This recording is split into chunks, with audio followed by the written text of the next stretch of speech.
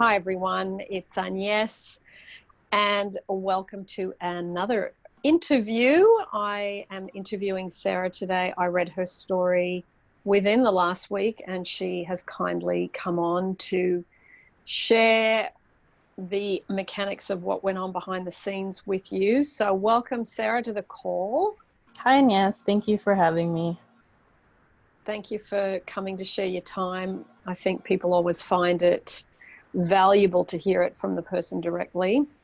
So you sent in such a fantastic success story, and there were so many things that happened just in a very quick amount of time. But I also know that you've put in some work before, and then you really got a lot more serious about it. So firstly, can you share what you changed and then what changed in 23 days? Because your story kind of accelerated really quickly in 3 weeks. Yeah, it's very remarkable. I think the biggest thing was that I moved from a different country back to the States where I live, my home country. And I came right when the whole coronavirus situation got really messy and everything went into lockdown and everyone was quarantined. So my plan had been, to come here and look for work, but I just wasn't able to find any sort of positions. I applied to like 20 different places and no one was responding. And it was like 4 months that I'd been unemployed. I think in the good thing was that I had savings, so I wasn't feeling like pressured, like I was able to stay with relatives and like kind of just be relaxed about, okay, I'll find it, but towards the end of the 4th month, I did start feeling kind of antsy, like, oh no, it's like I've been unemployed for so long and I like really need a job. And so I also had, one of the things I changed was becoming employed and getting a really great job. The other thing was because I had come back to the States, I was separated from my SP. And so because our original plan was that I would go back in August to be with my SP, but because of coronavirus, that didn't seem likely, just because all the borders were shut down for different countries and like flying was seeming impossible. And so I changed that also. I think those are the 2 things that I changed. And the job I got is just like incredible. And it's, I'm getting paid significantly more. It has really great benefits. It was pretty much everything that I had wanted. Can you tell the viewers firstly, what did you do leading up to this happening? What did you change within yourself? What routine did you follow? What did you do? Any techniques? What did you really do? I'll tell you what I did wrong first.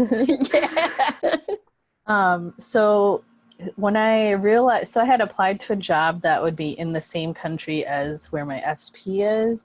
But within I think 2 weeks of applying, they sent me a letter back saying, because of coronavirus, we're not hiring at this time. You can try again. You can come back to our country in February of 2021. And so that would mean that me and my SP would be separated for an entire calendar year. And so that seemed really stressful to me. And I, told my SP and we kind of both agreed, but I think he more so was like, well, a year is a really long time to be apart. And I think we should just be friends. And so I was really upset about that. And I, went into the standard panic and oh, this is awful. What am I going to do? And so I think that day when we had that conversation, I kind of already knew, because I had worked with you previously, that my self-love was out of whack. And I felt really rejected when my SP said that they wanted to just be friends. And so because I felt really rejected and really crummy, I started that day doing a lot of self-love and just saying, I am loved, I'm loved, I'm loved, and doing your different meditations that I like on your channel for self-love. And then I contacted you and I was like, can we have a session? Because I knew that I didn't want this to stick. I wanted to get what I wanted. And so I wanted to change my reality, but I knew I had to change within myself. And so I had that session with you, and you recommended kind of what I was already doing, repeating the I am loved, I am wanted, doing the meditations. I think I'm already really good at self-care. So that was already part of my routine of like going on walks and exercising and eating really well, and just being in a good state in general. I'm pretty good at that. So yeah, we had that session, you and I, and then after that, I just amped it up and I started doing all of the, self-love stuff, but like at high intensity. Were you doing it like, did you have a routine of doing like so many meditations, so many affirmations a day, or how did you kind of break it up? The only thing that I would say I absolutely had a routine of was I went for a walk every single day, regardless. I went and that was more because in the States, we were all in lockdown. You like can't go anywhere anyway. Yeah. And so for me, just being able to get out of the house and walk around was just for my physical and mental health, just something that I wanted to do. It had nothing to really do with this. Like I was doing that before anyway. Yeah. Yeah. So I started making sure I was going on those walks every day. Sometimes I would go alone. Sometimes my mom would join me. And on these walks, I have like this, I don't know, it's like kind of like a rosary kind of thing. And it has little beads on it. So I would like read on those beads, I am loved, I'm wanted. I must have read them like thousands of times a day, like so much so that now, because I'm still doing that now, it's just like I wake up and I'm saying it without even like thinking about it. It's just ingrained. Yeah. And in the beginning, it was really important because I those words actually made me feel loved. Like it was a good reminder for myself. I think saying them without feeling it can be effective, but maybe not as effective as if you're actually feeling that. Did the feeling come over time, or did you feel it from the beginning? I think it was intentional. So I started doing, there's a meditation on YouTube by Gabriel Gonsalves where it's actually like sending love energy or something like that. His voice is really soothing to me. But what Sarah, I like, is that the one with the heart? Yeah. Okay, I'll put it down below because that's an excellent meditation. Yeah, it's a really good one. It's beautiful. Yeah. What I liked about that meditation is he asked the person listening to bring an image to their mind of someone or something that makes them feel really loved.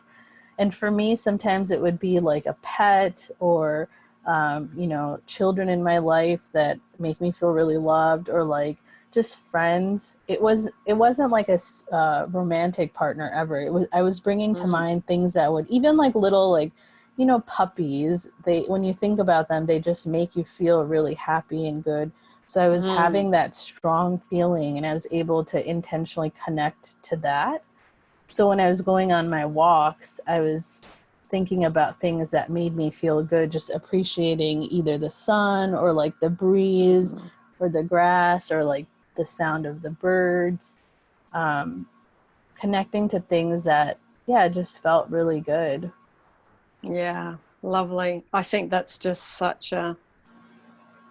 just a great practice to walk and be grateful, or walk and affirm, because you're already feeling more free than if you're just sitting, on your bed or in a chair or whatever.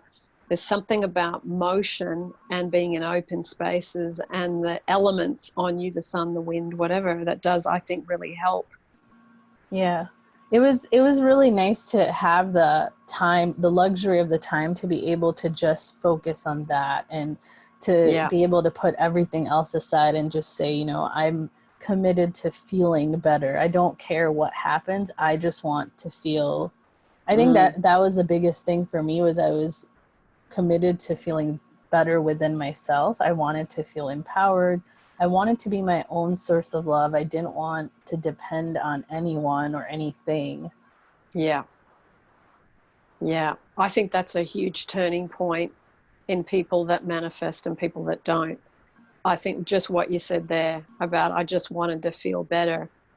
And that was my main objective. It's like when you make that the main objective, then what projects out from you is so different to I don't feel loved, I don't feel appreciated, I don't feel valued at work, or I don't feel, like I'm a priority in my relationship. All that stuff kind of goes onto the back burner and you're developing in the foreground that good feeling. And I think that is what then changes the trajectory of what you attract. Yeah. And it's interesting, when I've talked to you in the past, like a year or so ago, I remember saying the same thing because I went back and listened to our recordings and I was telling you that I really wanted to feel good. But when I reflect back at that time, it wasn't a genuine wish to feel like that. Really, I was saying that, but really what I was wanting was to use that to manipulate the outside. I was more focused on like, well, if only I do this and I say that I'm focused on self-love, then I can change the outside. Whereas this time I didn't care what the outside was like. I really just wanted to feel loved within myself. Like that became a priority. I think another big part of that was, I think I've talked to you about how I've done therapy for many, many years in the past, and I haven't done it recently because I felt like at some point I needed someone to help me focus on the future and not on the past. But one of the things I remember learning in therapy that was really helpful was inner child work. Like when you feel really crummy, it's the inner child isn't, the needs of the inner child aren't being met. You aren't like taking care of essentially yourself, but your inner child feels neglected. So that was another thing that I started doing, was I really started working on my inner child and talking to myself. And it was really magical. I feel like that soothed me immediately. It was like putting on like a healing balm. I would feel anxious or I would feel really sad or rejected. And then I would start talking to my inner child and imagining in my mind my adult self and my child self. Yeah. And like holding my child self, telling her like, I'm here for you. I love you. I'm never going to leave. You're important to me. Like no matter what happens on the out, like with other people, I will always be here, and being really consistent with that. Yeah. And I know days when I would forget to talk to my inner child and then I'd go back, my inner child would feel kind of angry with me or upset. And then I'd have to work through that and, soothe her and tell her like, I'm still learning to be consistent with this practice. I'm sorry. But like that really, it's such a powerful experience and it works. It really, really works. Yeah. I think it's a big game changer. It's like you've got inner child work, your self-love, and then the last thing is focusing on your desires, as in whatever on the external. That's kind of the third and final thing. But you got to get the other two. It's like the layers of a cake. You got to get those other two layers right. So it's interesting because you've worked on the two things that I really think is what helps people bring to them their desires. You worked on those two things very strongly. So it's a testimony to your focus and your discipline, Sarah, that you did it, because it's so easy to kind of go, I won't do that. Let me just do the SP meditation, or let me just do the money meditation. You know what's really funny? I was actually really turned off by doing any SP meditations or any like, I just didn't want, I was not interested in doing those at all. Really, like I said, my true and genuine wish was to feel love within myself. Because I guess after you've spent so many years trying to get love from other people and seeing that it just does not work, you get to a point where you're just like, why am I doing this? I have to change my technique. And so my focus really genuinely was loving myself and making myself feel good. That's wonderful. So on that hour's walk, you were doing appreciation and affirmations? Yeah, I was like constantly repeating, I'm loved and I'm wanted. And I was just Yeah. observing my environment, you know, the nature, and trying to feel good. The Yeah. other thing that I started doing was like, even though we were on lockdown, I was trying to another manifesting teacher, Amy Westmoreland, who I've worked with, Yeah. teaches this concept of like participating in your life, which is basically, everyone teaches this, but like go out and like live your life. Don't wait around and sit and feel like crummy. So I started doing that. I like worked on a wood project with my brother. I like went on hikes with a friend. Yeah. I went out for coffee. And then another interesting thing that I did, this was later after I had been really focused on the self-love. I kind of just like went on a dating app and went on a date with a guy I met on there. And what that helped me do, after I already felt a significant sense of love within myself, it made me feel like I was wanted by other people, because there were so many people wanting to connect with me and like, you know, complimenting me. And it was just a reminder to myself that, one, there are plenty of people in the world. There are billions of people, you know, so there you always have a ton of options. And it just made me feel wanted and like desired. And it was a reminder that like, yeah, like I'm a catch. Yeah. Can you know how before we started recording, you were talking about the importance of doing the affirmation, I am wanted, and how it impacted the work situation. It's almost like it impacted both subjects, love, money, work, by you doing the I am wanted. Can you share a bit about that? Because what you said to me before was really interesting. The work situation was really, really fascinating because so I applied for this. The first job rejected me, which was, I had accepted that and I was okay. Then I went on to use like a recruiting company. And so I applied through them and they sent me this first offer. And I was like, well, you know, I don't really like their monetary compensation. It's kind of low. That's not really what I want. Can you find me something that's more within my range? And I knew the range that I was looking for was quite a leap in that field, but that's what I wanted. So I told them what I wanted, and within the next day they sent me an offer matching that compensation rate.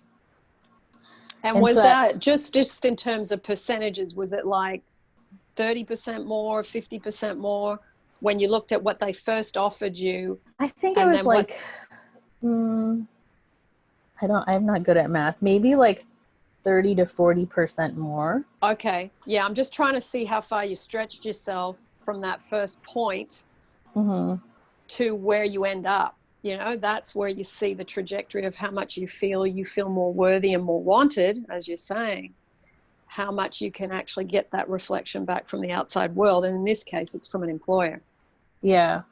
Yeah, it was significant. Because that's quite huge. That's quite a big jump. Yeah, it was significant, the increase. And it wasn't just the increase, it was also like all the benefits that came with it.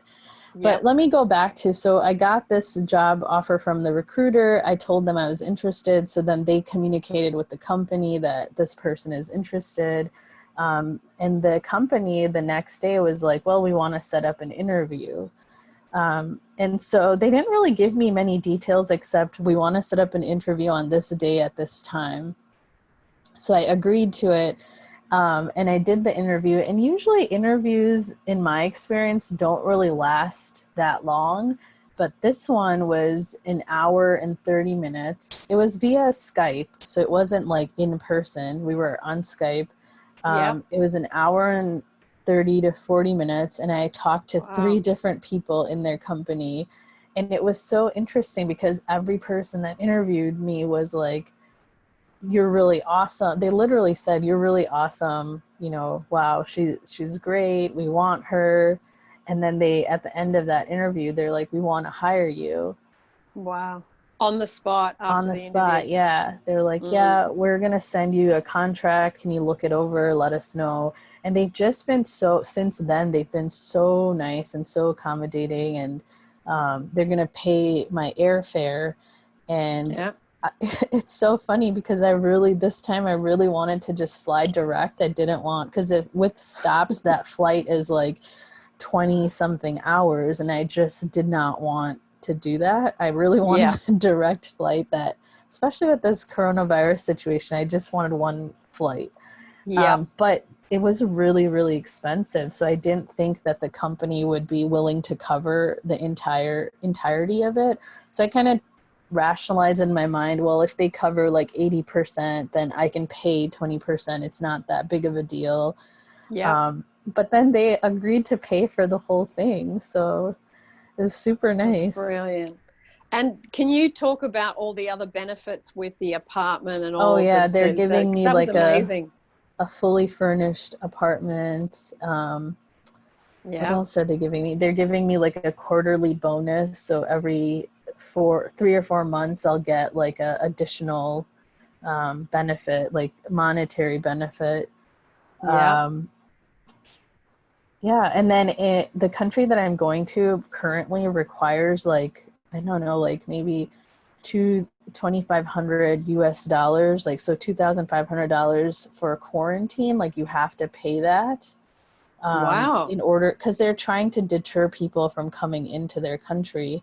So they've set up this really high amount. Yeah. And I was really worried because I didn't want to waste, it feels like a waste of money to me. So I didn't Yeah. want to have to pay that myself. Yep. And so I started thinking like, well, if I have to pay, worst case scenario, like I will pay it. I don't want to pay it.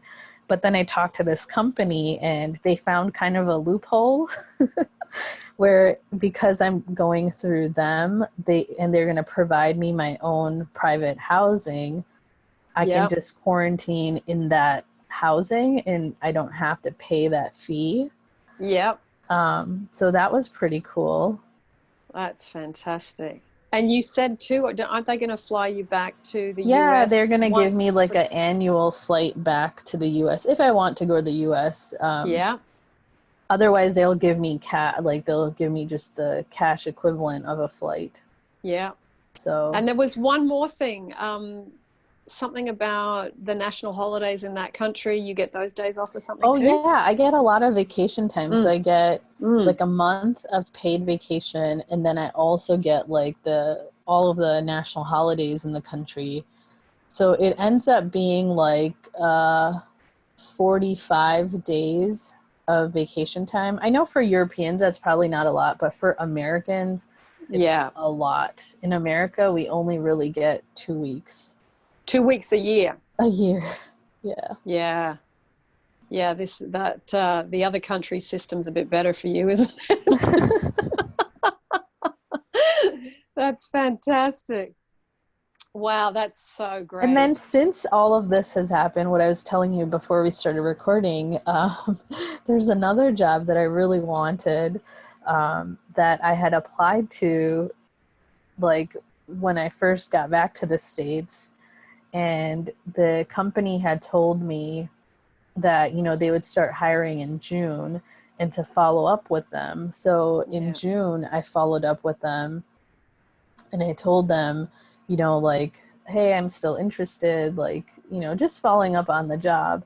And they responded back and said, we're not hiring at this time, but we'll let you know when we are. So I was kind of deflated because that job would have paid even more. Would be like, really significant increase. I'm talking about like tens of thousands of dollars increase, so very big. Nice. And so I kind of, when they told me that, I waited for them, and then it like was 2 months had passed, and like they just weren't really responding. They weren't contacting me, and like I don't know what was happening. So I kind of figured, okay, they're just not going to hire me because I don't have experience in that field. It's a new field. I wanted to transition to it. And so just on 2 days ago from today, they sent me an email and they're like, hey, are you still interested in this position? Because we're looking to hire. And I was so surprised because I really thought, you know, in the States right now, a lot of companies just aren't really hiring because of coronavirus. It was really magical to get, and I mean, it's still in the process, so I don't know if I'll get the job or not, or if I even really want the job at this point, since I already have the one job secured. Either way, you win, though. Hey. Yeah, it's so cool. It's fantastic. Like you were saying, I really feel that I am wanted. This is where you see the evidence of it. It's I am. I really am. Yeah. Brilliant. So brilliant. So, I mean, that is just such an incredible, well, it's meaningful work as well as amazing package of stuff that comes with it. And then you've got your specific person. Now you know you're going back on at a certain time, which was much sooner than you expected. So how did that pick up back from where you left that conversation off? How did that transition? When we had that conversation back, I think it was like beginning of June. It was like the first week of June where I got rejected from the first job, and we had this conversation and he just wanted to be friends. I kind of was really like disappointed because I really liked this person. We got along really well, and I wanted to stay together despite like the long distance.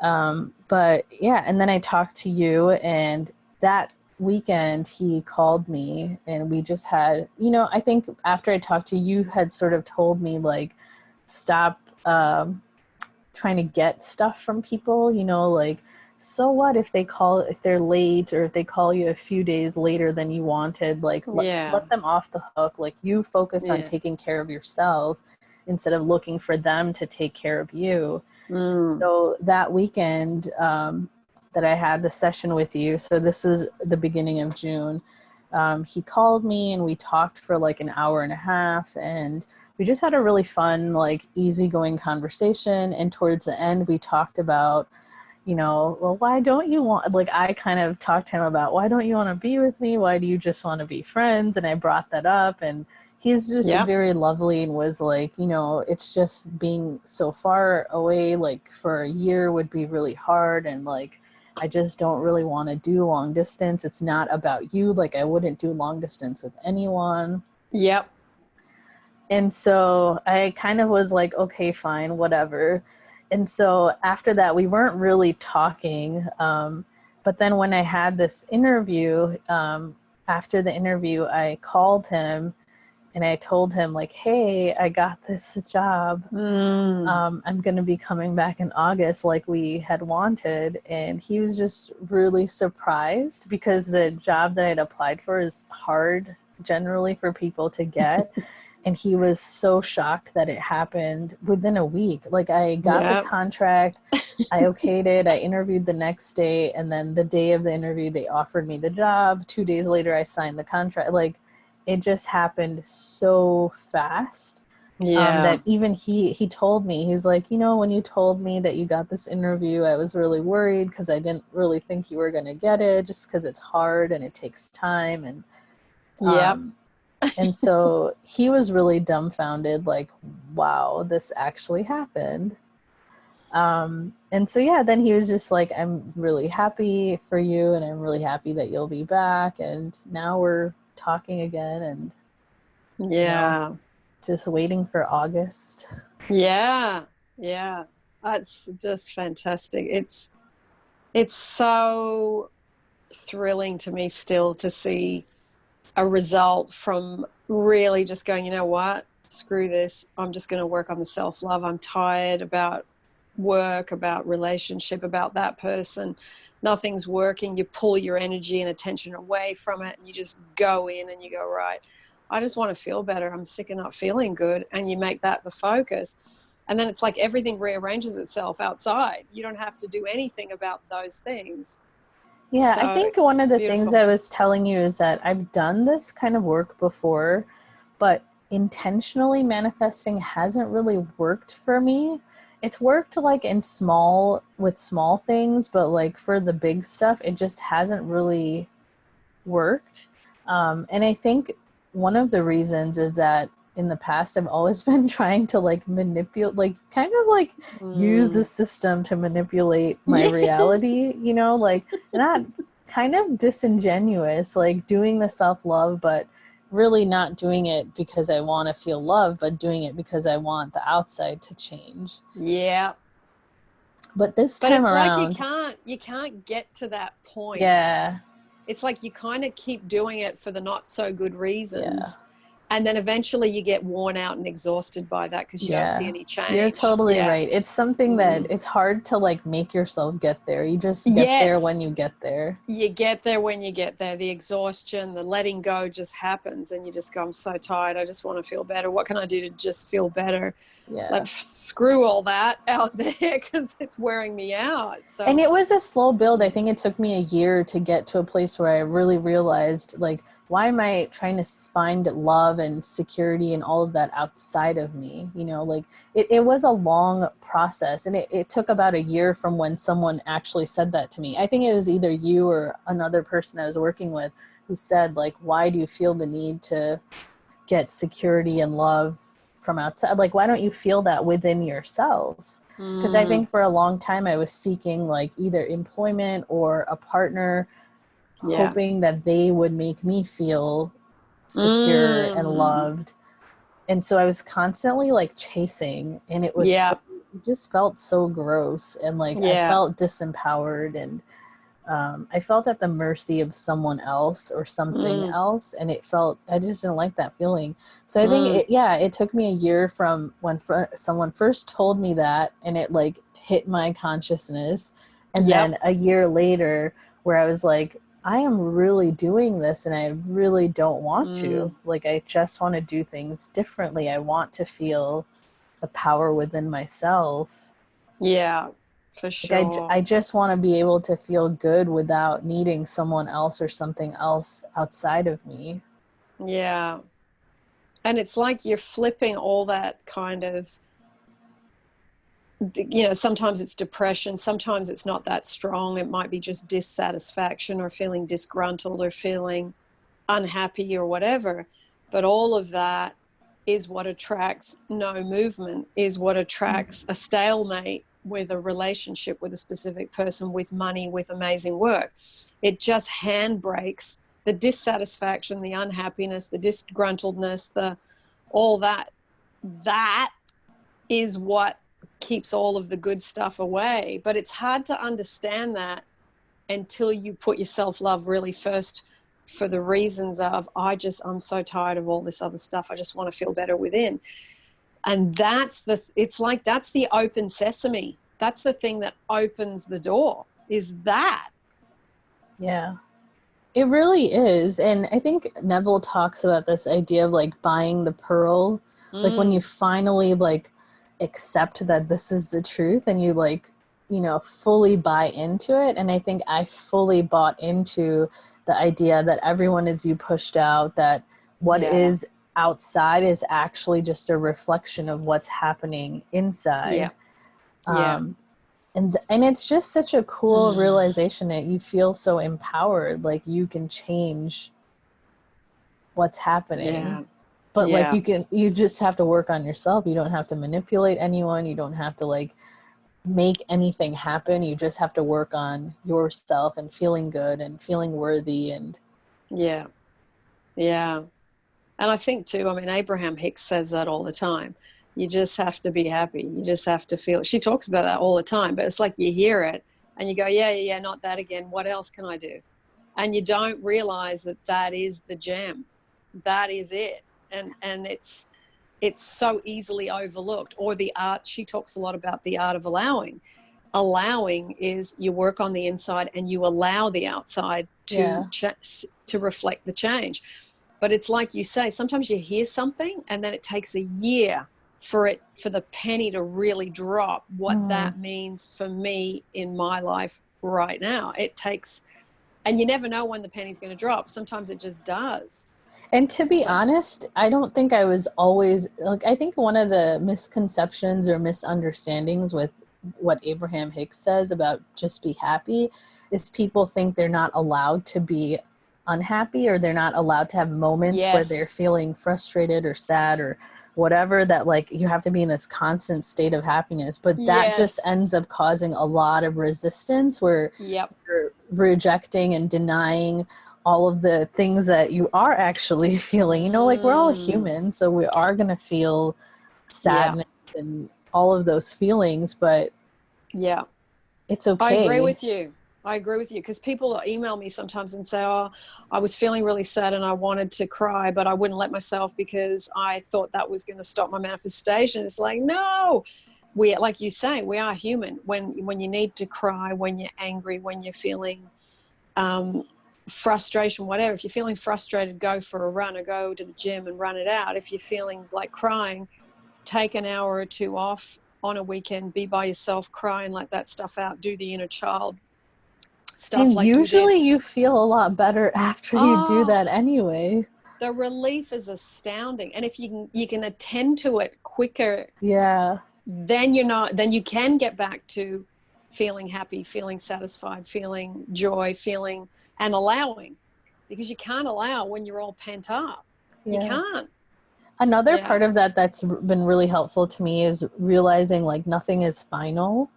Yep. So like if a situation isn't going your way and it seems like on the outside, like that's it, it's the final, being able to realize that nothing is final and you can always change it. And, you know, think like for me, it was when I got that rejection from the first job, I did have this moment where I was like, oh my God, I can't go back to the country that my SP's in until February of 2021. That's a whole year. Like that's a really long time.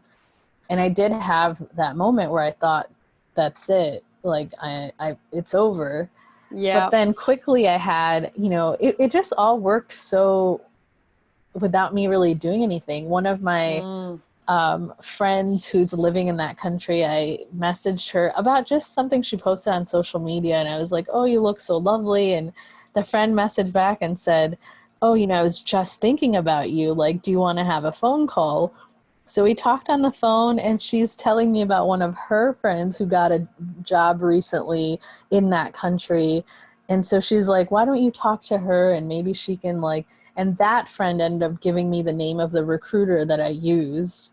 Yeah. And it all happened really quickly. And it wasn't, I didn't even know this recruiter existed prior to this conversation. Like that all came into my awareness later. Wow, that's a great example of bridge of events. I mean that. Yes. And don't you look back now and go, thank God that first job rejected me. Yeah, Thank for God. I sure. mean, look what you would have missed out on. I mean, not only the great offer that you've got, but then the amazing offer that is in the pipeline that's still a possibility. I mean, like, wow. I mean, you Yeah, and basically this, said no to that first, well, you said no to the not so good offer because they weren't offering enough money. yeah. So you said no to that, and look what it's opened up. Like, it's just like, wow. The other benefit I forgot to mention is that I'll be in like kind of like the you know, in America we have Silicon Valley, which is like Yep. the tech center, and it's a very expensive area to live in. And Yep. that's the country that I'm going to, that's the equivalent of that area that I'll be in. So it's a very like high tech area. Everything is newly built, and Lovely. yeah, the rent there is actually really expensive. So it's kind of cool that my company will Yeah. be paying for all of that. Yeah. But yeah, it's Fantastic. like not accepting that things are final and things can change. But I Yep. think there's like a delicate balance of knowing that things can change, but not controlling them. You know, like the word is allowing. Yep. Yep. I agree. It's, yeah. And also when something comes in that's not quite fully hatched, to say, okay, no, that's not quite, thank you, but no, you can't And say no to stuff. Yeah, I know I'm kind of all over the place, but I just wanted to go back to this idea of like being unhappy or like just feeling your feelings. Because Yep. even with this manifestation, what's really interesting is the night before I did this job interview, I like could not sleep because I had so much anxiety. I was convinced that they would reject me, you know, that I wouldn't get this job. I don't know. I just had a lot of these feelings in my head. And so the Yep. whole night I barely slept. I was just a mess. Yeah. I was crying. Like I was a hot mess. Yeah. But somehow within that experience around like my interview was at 7 in the morning. So around like 5 a.m., I woke up and I just felt this sense of calm overcome me because I just got to this place where I'm like, I cannot control this. Like, whatever Yeah. happens, happens.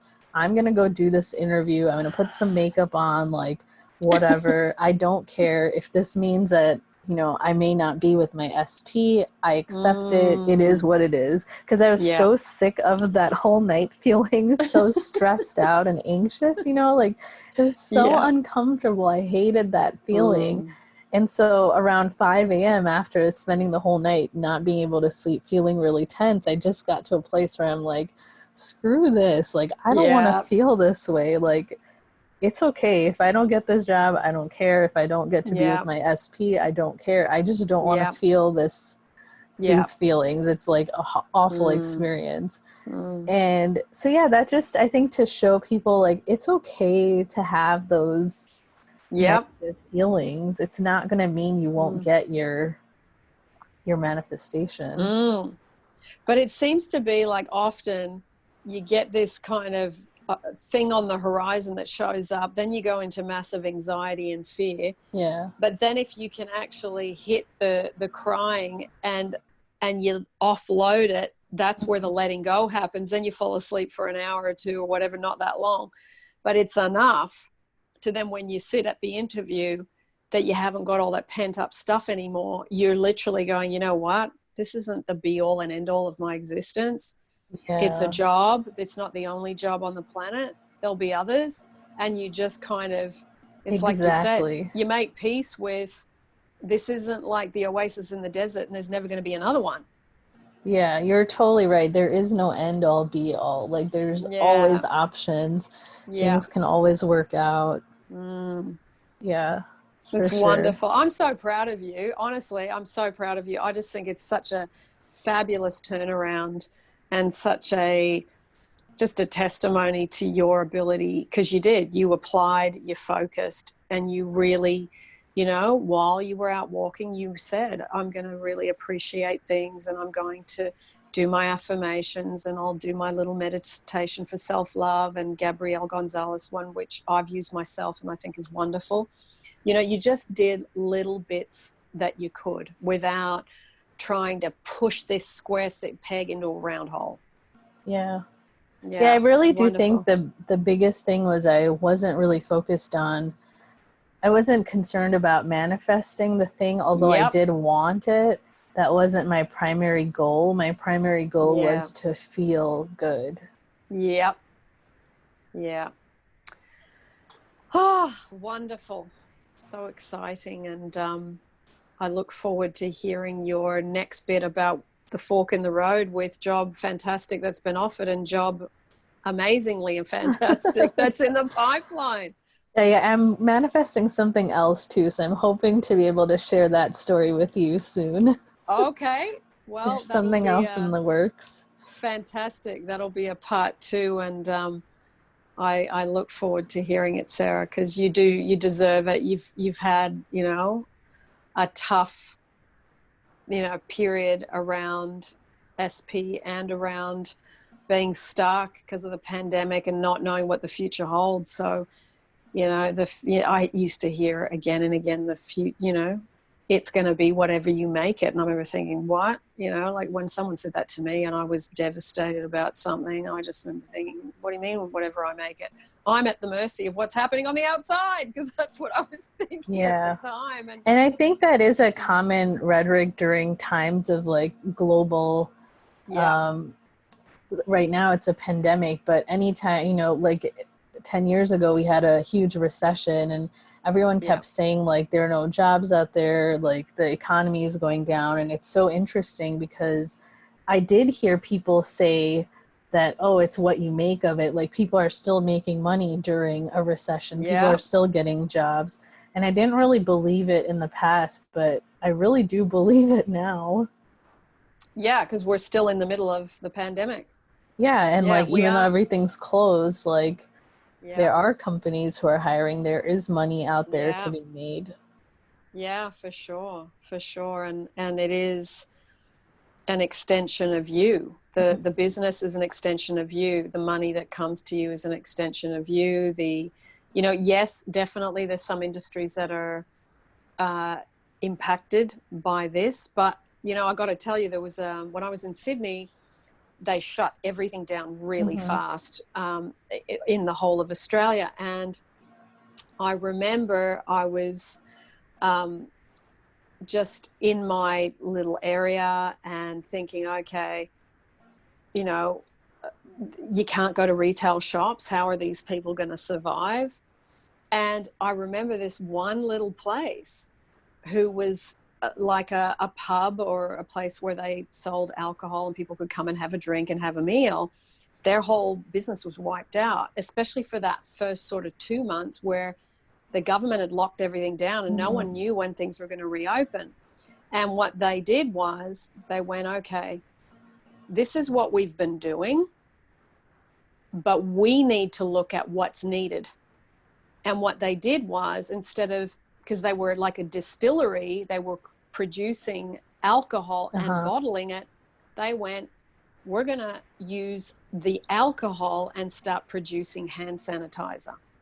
And their whole business, they went online and the whole thing exploded into, because they actually looked at not what do we want to do and what we can't do and what's not working. They went, hang on a minute, what resources or what have we got and what can we do that will be of value or that will help people? And they changed direction.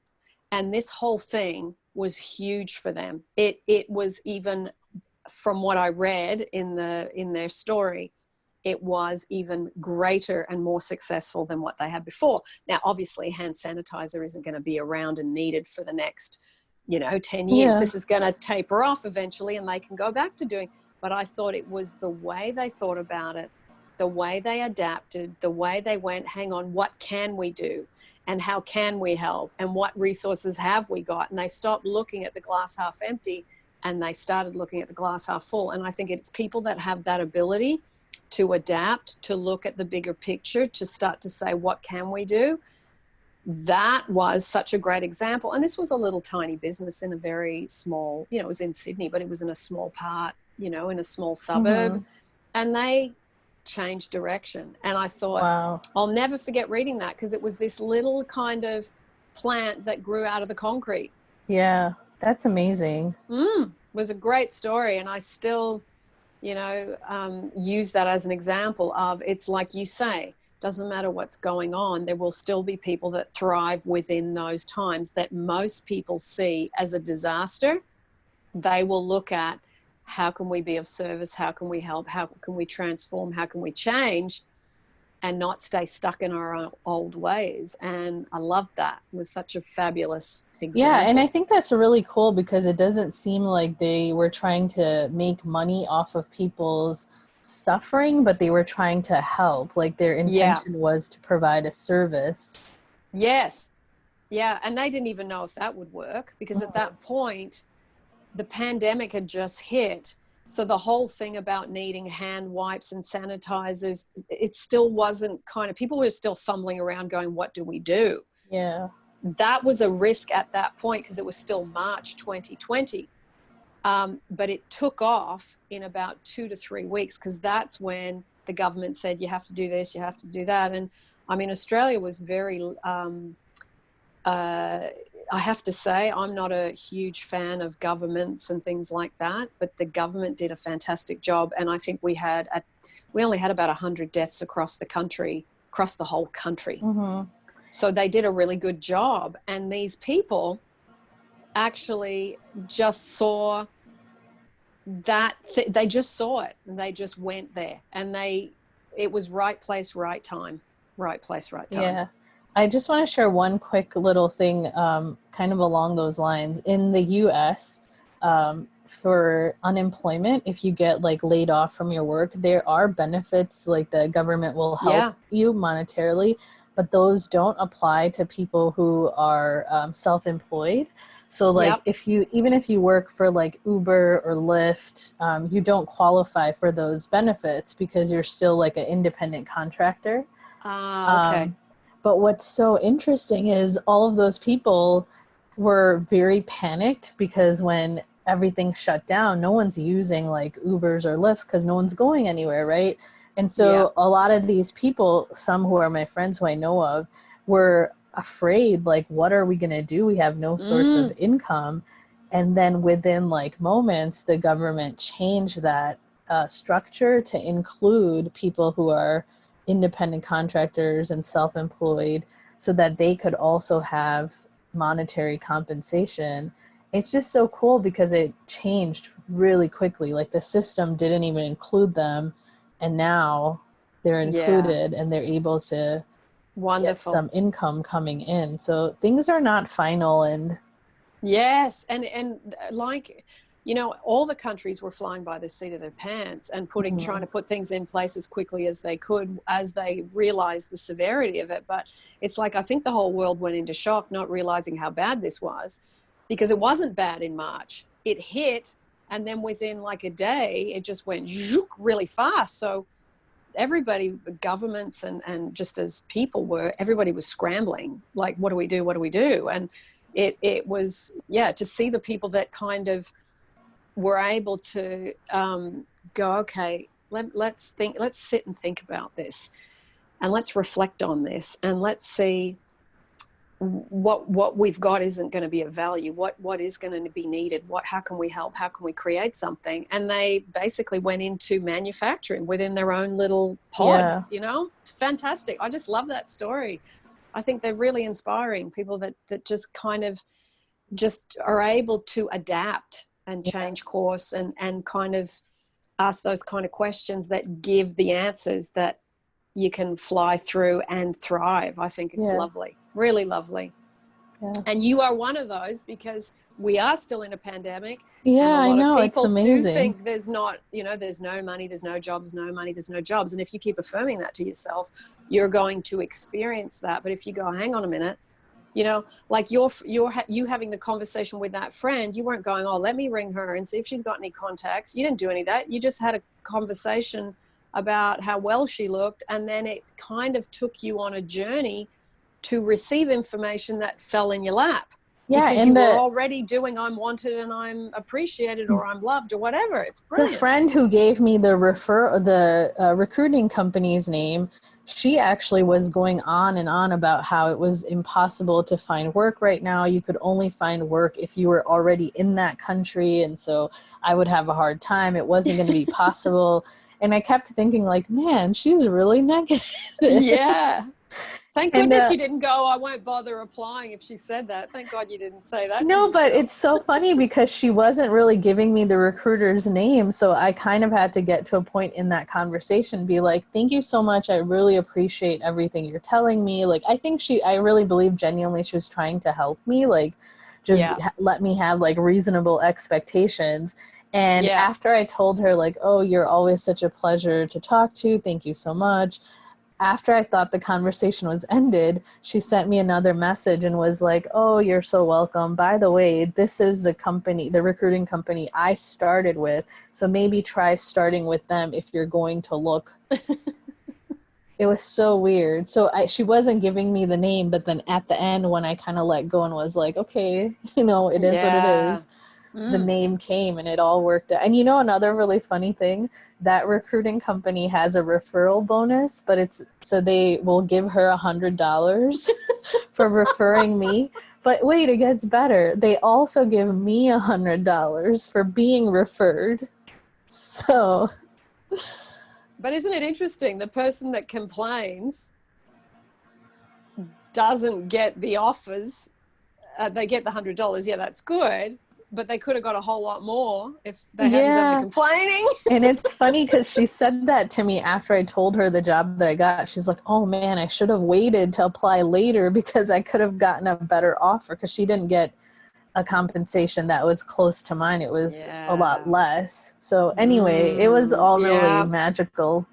Yeah, it's brilliant. It's brilliant learning when you with hindsight, you can reflect on, you know, because you were practicing I'm wanted, I'm loved, and you were practicing this just for your own self.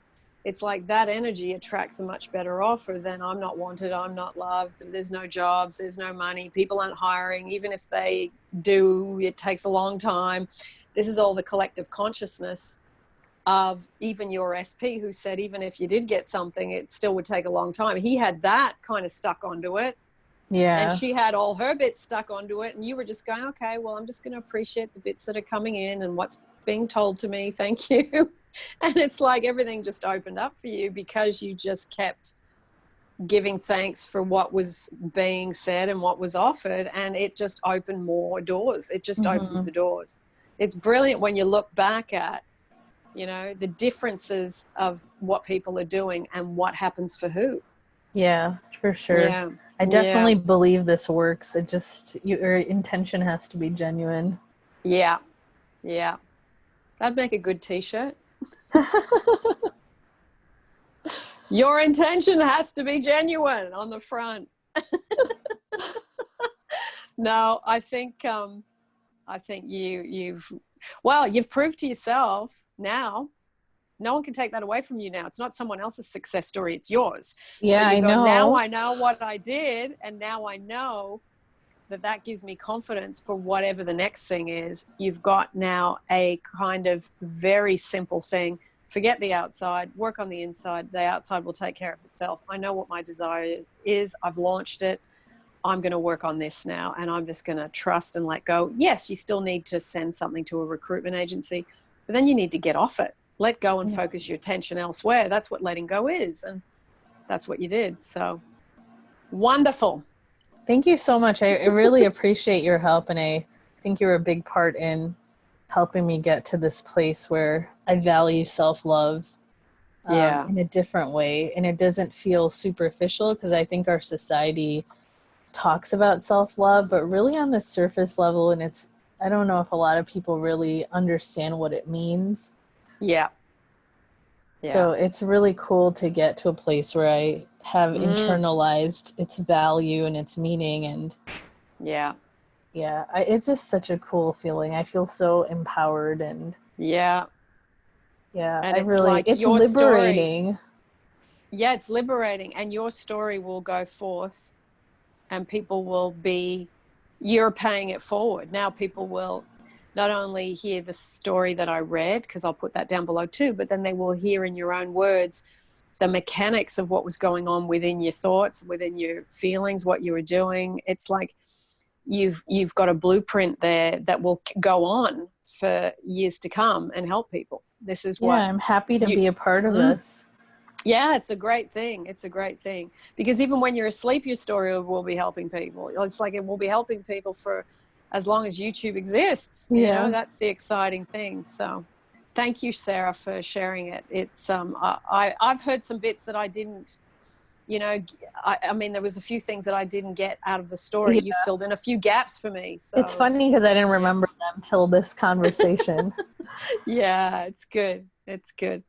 Well, do you want to say goodbye to everybody? And then if anyone has any questions, they can put it down below in the comment section, and I'm happy to answer whatever I'm able to. Lovely. That will be good. And that's the good thing, because if you help one person, then everyone else can read it too. So it helps everyone. Yeah. All right, Sarah, stay on, and you and I can say bye in private. And everyone, thank you for joining Sarah and I for this interview. And I hope you got lots of nuggets out of it and some bits and pieces that will help you with whatever current situation you are facing. So lots of love, and I will see you as always in the next YouTube.